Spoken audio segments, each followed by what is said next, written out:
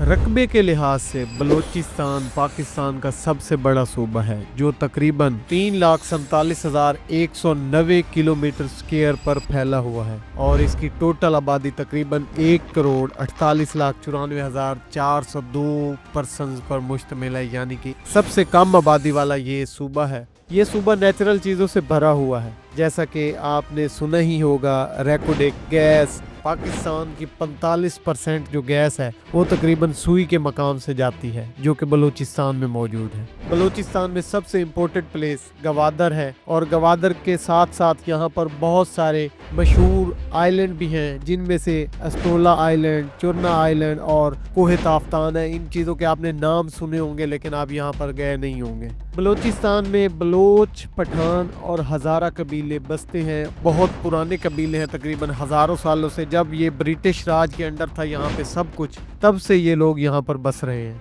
सब कुछ होने के बाद बलूचिस्तान में नस्ल कशी क्यों हो रही है, यहाँ पर खाना जंगी क्यों ख़त्म नहीं होती और यहाँ पर आए रोज़ बलोचों की डिमांडें, और पूरे पाकिस्तान में बलोच धक्के खाते फिरते हैं। आखिर वजह क्या है इन सब के पीछे? आखिर हो क्या रहा है बलूचिस्तान में कि वहाँ पर पाकिस्तान के सबसे ज़्यादा मिसिंग पर्सन जो हैं वो बलूचिस्तान से ताल्लुक़ रखते हैं, और आए दिन वहाँ से कोई ना कोई पर्सन, चाहे वो डॉक्टर होगा, चाहे वो किसी भी पोस्ट पर होगा, तो वो मिसिंग हो जाएगा और उसे ढूंढने के लिए जगह जगह पे एहतजाज किए जाएंगे और उन लोगों पर भी बाद में जुल्म ढाए जाते हैं। हमने शुरू से आज दिन तक देखा है कि जो बंदा बलूचिस्तान के हक में या जो बंदा पाकिस्तान के हक में सोचता है, तब हमारे ऊपर बाहर से, हमारे बॉर्डरों पर कभी अफगानिस्तान से हमले होने लग जाते हैं और कभी इंडिया से हमले होने लग जाते हैं। और जब कठपुतली हुकूमत आ जाती है, यानी जो ना बलूचिस्तान का सोचता है ना पाकिस्तान का मफाद सोचता है, सिर्फ अपना पेट भरता है और अपने लिए खुद को बचाता है और करप्शन करता है, जब वो बंदे हुकूमत में आ जाते हैं, ना तो अफगानिस्तान तब हमला करता है, ना इंडिया हमला करता है, और ना ही कोई हमारा दुश्मन तब कोई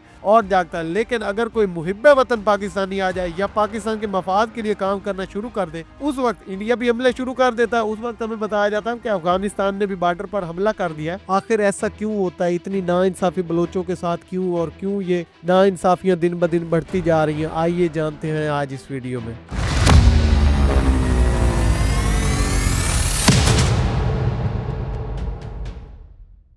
अस्सलाम वालेकुम नाज़रीन, आप देख रहे हैं रिजवान हैदर ऑफिशियल और मैं हूं रिजवान हैदर। आज हम बात करने जा रहे हैं बलूचिस्तान के बारे में। बलूचिस्तान वो सूबा जो पाकिस्तान का रकबे के लिहाज से बड़ा सूबा है, लेकिन आबादी के लिहाज से, लोगों के लिहाज से उसमें बहुत कम लोग हैं। वहाँ पे बहुत ही कम लोग हैं। जो कम लोग थे पहले तो थे ही कम, उसके बाद उनको मिसिंग पर्सन ही बहुत ज़्यादा टारगेट करके जो मिसिंग पर्सन हुए हैं, आबादी और कम हो चुकी है।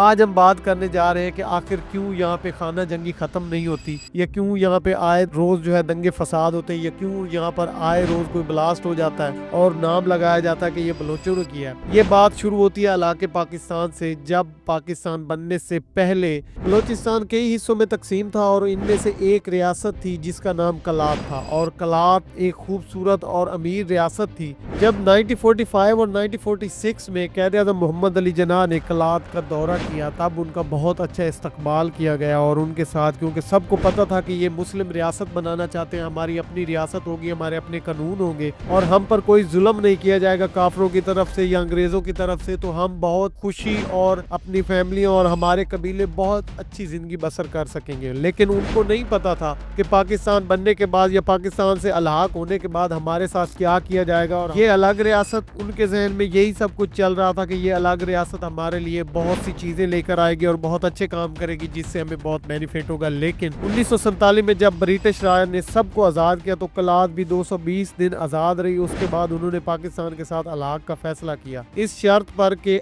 ये आज़ाद रियासत होगी। यानी ये आज़ाद रियासत ऐसे होगी जैसे आप देख लें कि आज़ाद कश्मीर है। अगर आप आज़ाद कश्मीर के किसी बंदे का ID कार्ड लेकर देखें तो उसके ID कार्ड पर लिखा होता है कि आज़ाद रियासत कश्मीर, ठीक है। इसी तरह से उनका भी पाकिस्तान के साथ मुआहदा हुआ कि हमारे ID कार्ड या हमारे नेशनल आइडेंटिटी जो होगी उस पर लिखा होगा कि आज़ाद रियासत बलूचिस्तान। उन्होंने पाकिस्तान के साथ अलग किया इस शर्त पे कि हम आज़ाद रियासत होंगे, पाकिस्तान का साथ देंगे, जैसे कश्मीर और हैदराबाद ने अलहदा किया। खुद को आज़ादी के बाद पाकिस्तान के पास गोल्ड भी नहीं था, तो क़ायद-ए-आज़म मोहम्मद अली जिन्नाह ने नवाब कलात के पास पहुंचे और उनसे मदद मांगी। उन्होंने 136 किलोग्राम सोना क़ायद-ए-आज़म को दे दिया। यानी कि ये उन वक्तों की बात है जब कुछ भी नहीं होता था पाकिस्तान के पास। पाकिस्तान का अपनी करंसी बनाने के लिए कोई चीज़ नहीं थी, पाकिस्तान को चलाने के लिए इनके पास कुछ नहीं था।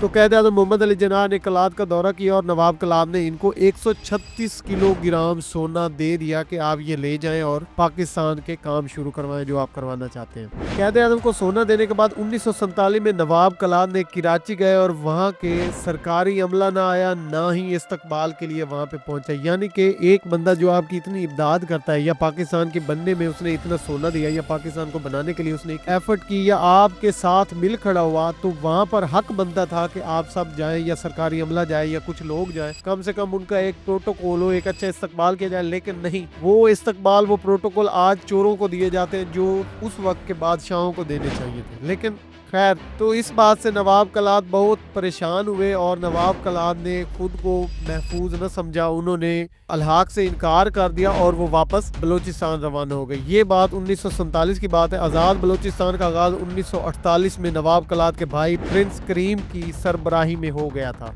जिसके बाद 26 मार्च 1948 को पाकिस्तान आर्मी बलोच कोस्टल में घुसी और कब्जा कर लिया, जिसमें तुर्बत, परनी और जीवानी शामिल थे। खाना जंगी को रोकने के लिए नवाब कलात ने पाकिस्तान से अलग कर लिया, मगर तस्लीम नहीं किया। इस वक्त गवादर ओमान का हिस्सा था। यानी कि आज जो गवादर, जिस पे हम ये कहते हैं कि ये पाकिस्तान का बहुत ही आने वाले वक्त में बहुत ही फ्यूचर है, ये जो कुछ भी है, वो ओमान का हिस्सा हुआ करता था। बाकी सब रियासतें आज़ाद थी। बाद में कलात को बगावत के जुर्म में कैद किया गया, यानी कि जो बादशाह कलात थे उनको गिरफ्तार कर लिया गया। प्रिंस करीम के साथ 700 लोग थे तहरीक में, सब मारे गए। कलात के साथियों ने बगावत की, वो भी गिरफ्तार हो गए। यानी कि जिन्होंने आज़ाद बलूचिस्तान का नारा लगाया, ये जो पाकिस्तान को छोड़ना चाहते थे और अपनी आज़ाद रियासत बनाना चाहते थे, जिनको पता चल चुका था कि पाकिस्तान से हमें कोई बेनिफिट नहीं मिलने वाला, या पाकिस्तान हमें जो है गुलाम बनाने जा रहा है, या पाकिस्तान सिर्फ हमारे माल पे नजर रखता है और पाकिस्तान ने सिर्फ हमें बंदी बनाना है, वो उनकी ये सोच थी। तो उन्होंने बगावत का ऐलान किया और इस बगावत में तकरीबन 700 लोग मारे गए। 1962 के अंदर नवाब मोहम्मद नरी ने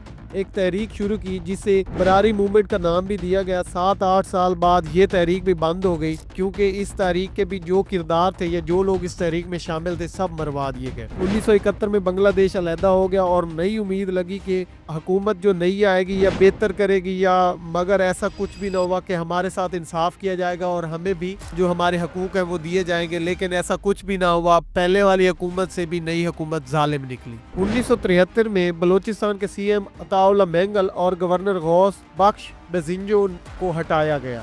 इन दोनों के इनके ओहदे से हटा दिया गया क्योंकि ये बलूचिस्तान के शायद मफाद के बारे में सोच रहे थे। और 1973 को अकबर बुगटी को गवर्नर बना दिया गया और अगले साल ये ओहदा छोड़ दिया गया, क्योंकि उनको इनका हक नहीं दिया जा रहा था, मतलब इनको कंट्रोल किया जा रहा था। ये कुछ लोगों के अल्फाज हैं, लास्ट शायद आपने भी सुने होंगे।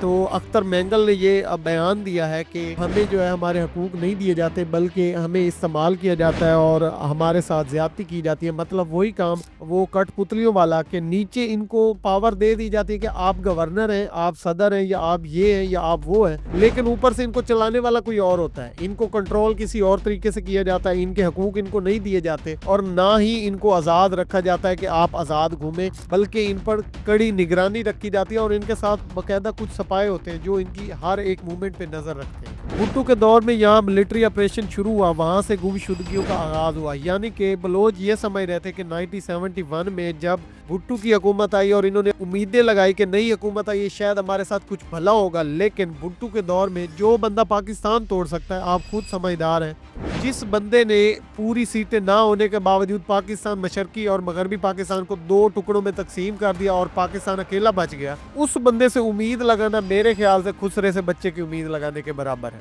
बेशक भुट्टो साहब को अल्लाह ताला जन्नत में जगह दे, उस वक्त की अदालतों ने उन्हें फांसी दी और आज की अदालतों ने उन्हें बेगुनाह करार दे दिया, लेकिन फिर भी मैं यही कहूँगा, कोई भी हो, पाकिस्तान की आवाम को एक बात समझ लेनी चाहिए, बलूचिस्तान की आवाम को भी एक बात समझ लेनी चाहिए, जो किसी की गोद में बैठकर इस ओहदे तक पहुंचता है या पाकिस्तान का मनसब संभालता है या बड़े मनसबों पे आके बैठता है, वो आपका भला कभी भी नहीं करेगा। आपका भला वही बंदा करेगा जो आपके वोट से आएगा, लेकिन आपके वोट चुरा लिए जाते हैं, आपके वोट का हक खा लिया जाता है, आपको कोई और नजर आता है लेकिन वहां तक पहुंचा कोई और दिया जाता है। भुट्टो के दौर में गुमशुदगियों का आगाज हुआ, फिर मुशर्रफ का दौर आया और मुशर्रफ के दौर में यहाँ हालात और खराब है। तक। और फिर 2005 में एक और मोड़ आया जिसमें एक डॉक्टर का रेप किया गया बलूचिस्तान में, और रेप होने का जो इल्ज़ाम था वो एक आर्मी के बंदे पर लगाया गया, और रेप का अकबर बुख्ती साहब को इस रेप का पता चल गया और उन्होंने तमाम ताल्लुकात जो है वो आर्मी के साथ ख़राब कर लिए, और आर्मी को ये चेतावनी दी कि ये बंदा हमारे हवाले किया जाए, हम इसका इंसाफ करेंगे। लेकिन वो इंसाफ ना हुआ,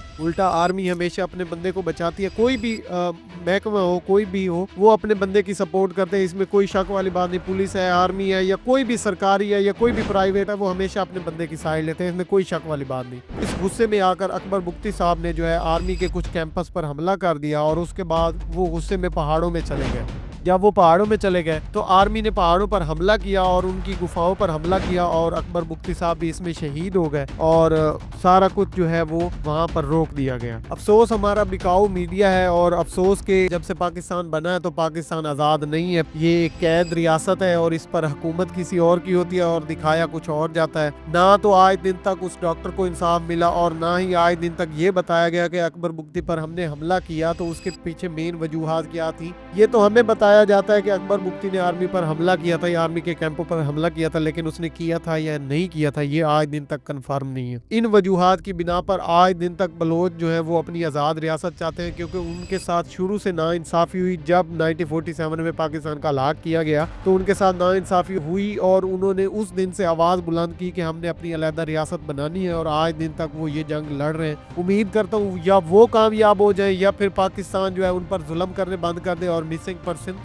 बंद कर दे, ये घिनौने काम जो है बंद हो जाए, तो होपफुली पाकिस्तान में सुकून हो जाएगा। हमने शुरू से आज दिन तक देखा है कि जो बंदा बलूचिस्तान के हक में या जो बंदा पाकिस्तान के हक में सोचता है, तब हमारे ऊपर बाहर से हमारे बॉर्डरों पर कभी अफगानिस्तान से हमले होने लग जाते हैं और कभी इंडिया से हमले होने लग जाते हैं। और जब कठपुतली हुकूमत आ जाती है, यानी जो ना बलूचिस्तान का सोचता है ना पाकिस्तान का मफाद सोचता है, सिर्फ अपना पेट भरता है और अपने लिए खुद को बचाता है और करप्शन करता है, जब वो बंदे हुकूमत में आ जाते हैं, ना तो अफगानिस्तान तब हमला करता है, ना इंडिया हमला करता है, और ना ही कोई हमारा दुश्मन तब कोई और जागता है। लेकिन अगर कोई मुहिब्बे वतन पाकिस्तानी आ जाए या पाकिस्तान के मफाद के लिए काम करना शुरू कर दे, उस वक्त इंडिया भी हमले शुरू कर देता है। उस वक्त हमें बताया जाता है कि अफगानिस्तान ने भी बॉर्डर पर हमला कर दिया है। तो ये सिर्फ और सिर्फ एक गेम है। उम्मीद करता हूँ आप इस गेम को समझ गए होंगे। आज के लिए इतना ही, अपना बहुत ज्यादा ख्याल रखिएगा। मिलते हैं नेक्स्ट टॉपिक में, तब तक के लिए अल्लाह निगहबान।